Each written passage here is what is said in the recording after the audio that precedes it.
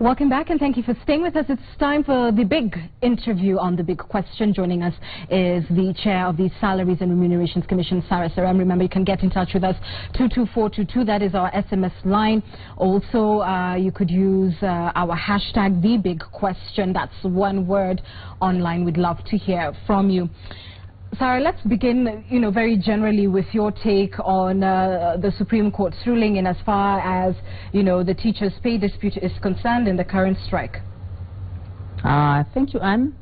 I think like every other Kenyan, indeed I would be concerned with the current of award that was given, bearing in mind that I sit in a commission that looks at the issues of sustainability, the issues of affordability, for the very good reason that the Kenyans thought it was necessary to have a system that structures the awards of remuneration for the benefits of ensuring it's sustainable, linking it with the revenues of this country and the strength of an economy. So I would be truly concerned. All right. What was your input, prior to all this, in as far as the teachers' dispute is concerned? We had quite a dialogue with the Teacher Service Commission, basically looking at where we are as a country, where the wage bill is, and we made it as clear at the point of discussions that the wage bill was indeed at a level that was of concern to all of us. And as Kenyan leaders, indeed, we needed to take into account every decision that we make in terms of whether what we propose will be sustainable and what impact it will have on the total wage bill of this country. And that takes into consideration the fact that as SRC, when we came in, we asked the government to meet its liability. Whatever promises that they had made to the public sector, every entity, and ours was to ensure that we do not have a baggage as we move to implement the mandate as given to us by the Constitution. So on the one hand, I hear you saying that you spoke specifically with TSC. Absolutely. And you encouraged government to meet its end of the bargain. Absolutely. But TSC then went to court to do what teachers would argue is exactly the opposite, try to get out of meeting the end of the bargain. As to how they sat with the unions, because our encouragement as SRC was commence your negotiations. We have advised as far as the allowances are concerned, because part of the bargain was to ensure there is harmony. SRC has a mandate for bringing out harmony and stability in the management of the wage bill, and that includes the benefits. So we ensured that we had harmonized both the salaries and the benefits in terms of the allowances that were being drawn by the public sector.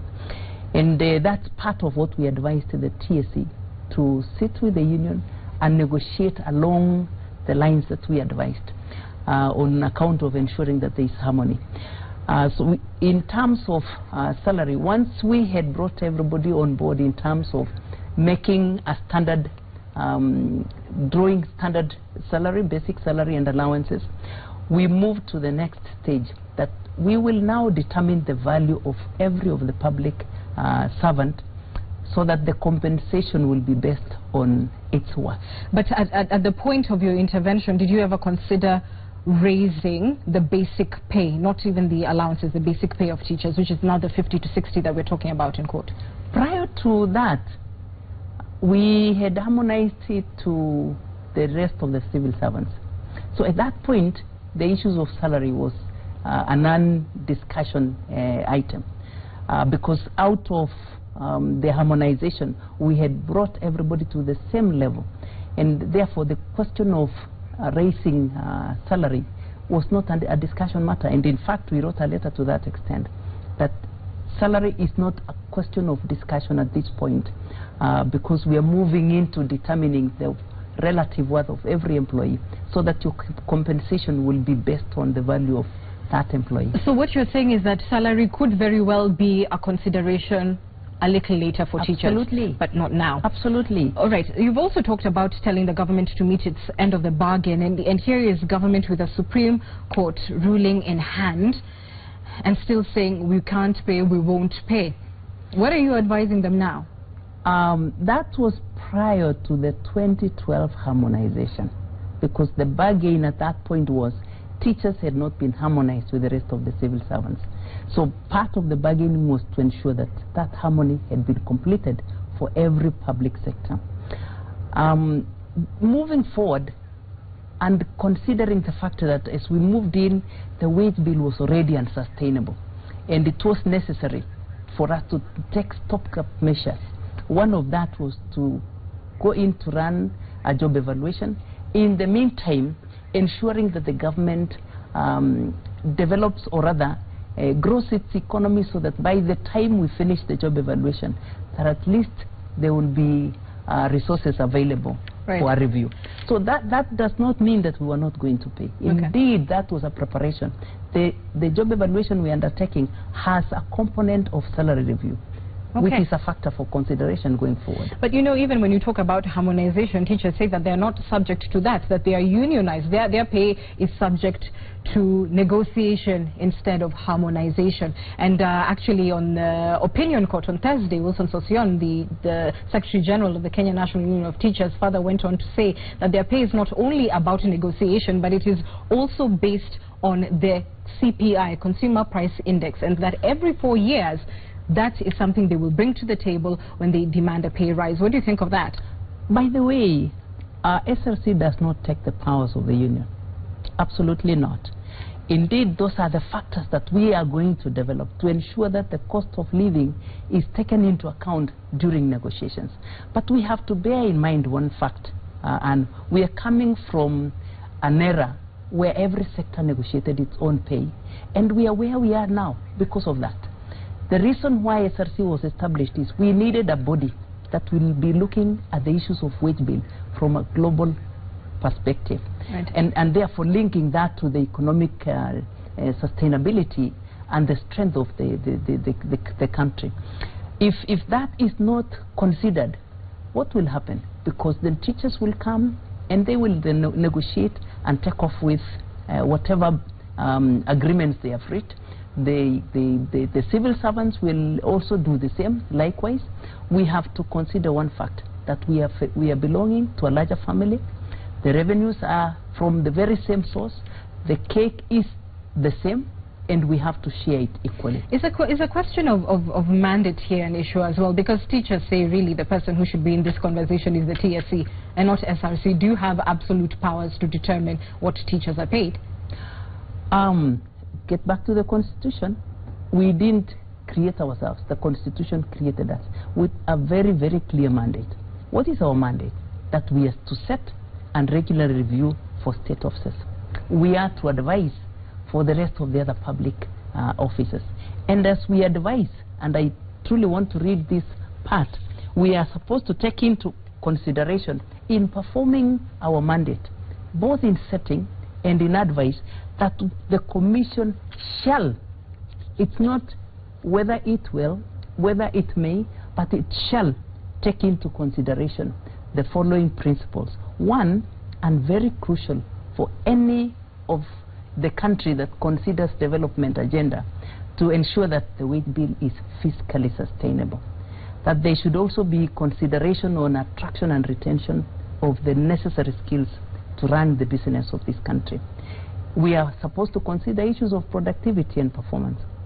How do we consume if we have not produced? So in your opinion, what can TSC do as far as pay is concerned? Can they actually enter into a CBA, a collective bargaining agreement with teachers outside of council from yourself? I would say no. And which is TSC has a responsibility. Yes, we have given necessary guidelines in terms of coming up with their pay, and what we gave as a consideration, they need to carry a benchmark, because we exist in a society that has other players in the very same market. So they need to consider that. They need to consider sustainability. And that is what comes with SRC. Are you saying TSC messed up on this one? Because what we're talking about, the 50 to 60% that the court eventually said should be granted, was a product of negotiations between TSC and the union. Did they fail on this one? Have they landed you in a... I think we were quite clear, Anne, because we have very clear letters that we communicated to all entities, not just TSC. We communicated telling them, for any other coming negotiations, ensure that there is no change in salary, in remuneration, until we conclude the job evaluation.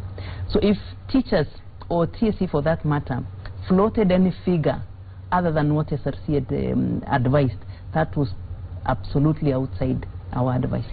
And as you can see, our advice is mandatory because it's a constitutional advice. I hear you saying TSC has failed.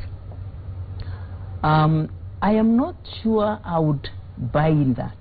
Why would they be battling in court if they have failed? Well, number one, they've lost all those court battles, so they have failed in court. Secondly, they're still moving on. Fair enough, but so far the track record not looking too good. And then secondly, you have said in as far as they may have floated any figures outside of what you recommended, then that was way out of line.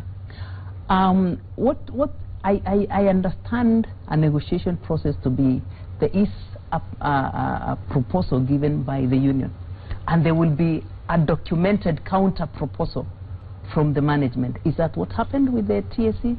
I am not sure that that happened. If there was anything floated, it must have been out of the norm in terms of it wasn't a formal discussions or negotiations. Because if that was the case, then that should have been given a go ahead by SRC and even by Treasury as well. I hear you have said previously that, you know, there was an opportunity to talk about money at another juncture. But now 3 weeks into the strike, do you see a way out? Would you advise GOK not to pay these monies with a Supreme Court order in place, and which would be the lesser evil? One, for the government to say that we actually ignore court orders and then leave the rest of the public to figure out what that should mean for them. Or is it to say to other civil servants that, look, on this one we're stuck, the Supreme Court has ruled, but we will not be able to implement other pay hikes? I suppose the dilemma here, and which we had raised as SRC from the very beginning, and the advice we keep giving to the employers, is that fund there. Is government refusing to pay monies that are actually available? I think they have given a demonstration to show that they are unable to raise the funds that we're talking about. And in any case, who is the employer? It's TSC. TSC has demonstrated that they do not have money. So even if you are forced, whatever the force that is coming out to determine that, if you don't have that fund, what will be the fallback? So and I suppose that is the thing that is being listened to in court. We give court the due process. Do you think there's a way out of this without paying? If Kenyans are willing to increase the taxes, which I personally don't. I think I am overtaxed in this country. Mm-hmm. All of us are. If we are willing to raise taxes, honestly, I would say, don't raise tax for one part. SRC is there to harmonize. We need to raise tax that will be enough for the entire public sector. Well, where are we in as far as, you know, making the wage bill sustainable? If Kenyans gave us the opportunity to implement our mandate as is stated in the Constitution, and truly that's where we are. We stabilized the initial shock in terms of where we were, because if we had allowed every entity to earn what they demanded, I guarantee you at this point in time we will be talking of almost 90% of the revenues being drawn for the wage bill. So our plan, and which we still are on course, is to stabilize that by ensuring that we carry out a job evaluation. Once we get the value of every employee, then we will put a phased approach to meet the gaps that may exist depending on the outcome of the job evaluation. There are two things that emerge from what you're saying, and you're saying if you gave everyone what they wanted, then we would find ourselves in a difficult position. But you did give MPs what they wanted, and the fact is that people say right now SRC does not have the moral authority to deny anyone else what they want. How would you respond to that? Do you know what the MPs wanted? Perhaps not any Kenyan knows what the MPs wanted. We have documentations of what they would have wanted to have. SRC never gave the MPs what they wanted. What did they want?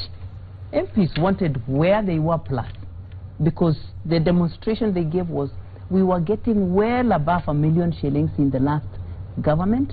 It was not being taxed. SRC has brought us half of what we were drawing in the past government, and yet that is still subject to taxation. And we stood the guns. The MPs still draw what we set through the job evaluation exercise, and that has not changed. I have no idea where the changes may have come from, but ideally SRC set, and that is what is being drawn currently. Let me give you a scenario where other changes came from. When it came to MCAs, they had their meeting with the president and they got their car allowances. Where's the voice of SRC then? With the president, they asked for the car grant. They have never gotten it. So it was just basically talk. It's okay, you can get it, but really it wasn't going to be delivered. You're saying there's been no car grant paid out to MCAs? To understand, Anne and everybody else, SRC is independent. To the extent that the Constitution gives us that mandate and gives us the independence, that is what we have exercised. It does not matter who will pay at the end of the day. Even if government had money today, we would have given the advice in as far as the sustainability of the wage bill is concerned. So we will not pay because somebody has said pay. We will advise on the basis of the exercise or the responsibility that you give us as Kenyans. That's interesting, and I suppose that requires a follow-up from ourselves. In fact, MCs did not get those car allowances. Oh, please do that. We would love to, and we will, and we will. You know, when we're still talking about the wage bill, when TSC sent these warning letters, I think about 5,000 to teachers, one of the things that emerged is that some of those who were the recipients of that were actually ghost workers. And the question of ghost workers, for a long time we've been talking about solving it. It doesn't seem that we've reached clarity on it. And some would even imagine that the reason why we have a ballooning wage bill is because half these individuals or more are not even there. That if the actual monies went to live individuals who are actually working, then it would be enough. From where you sit, has the question of ghost workers been dealt with significantly, and can SRC say that we know for sure that there are this number of civil servants? There was an exercise that was undertaken by the government, the CAPS, and that I think has been completed as of now. The document is still draft. It hasn't been adopted for us to use it as a formal official document. At the very initial stage, you remember there was something to do with 15,000 ghost workers. We are yet to verify that so that we can be certain that whatever was picked was the reality. It concerns us because the wage bill is made up of both the figures, the value that is paid off, and the numbers. So the more the numbers, certainly we will have more to share the little resources that the country has. When will you verify that? You will notice that we don't deal with numbers. We deal with values. There is a body already that is dealing with the issues of CAPS and being driven by the Ministry of Devolution and the Council of Governors. Once that is completed, it's also in our interest to ensure that whoever is being paid is a valid employee in this country.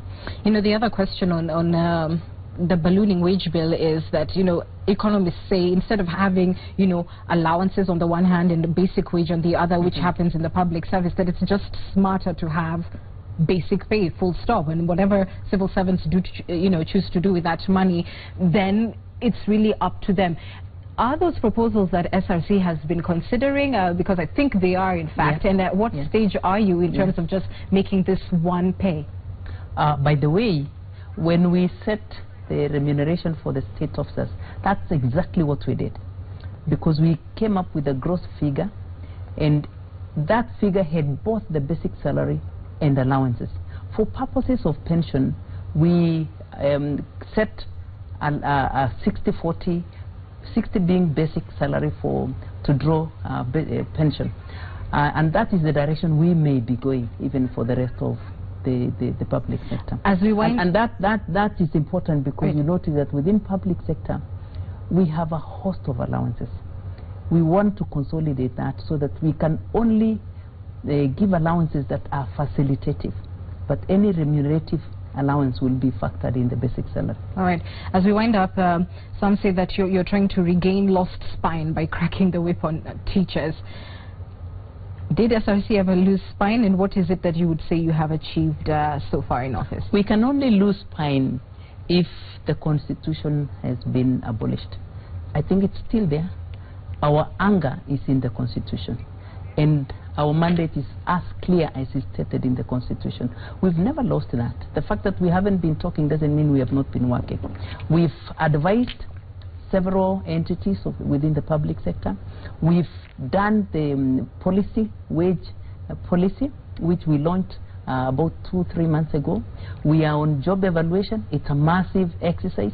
We have covered almost 85% of the entire job evaluation analysis, and that is something that is on course. If you came to SRC today, it's a beehive of activity. So at that point, I can't say we have lost any strength, but we are going stronger. I thank you for your time, Sarah Serem, the chairperson of the Salaries and Remunerations Commission. We're back with more news after these messages.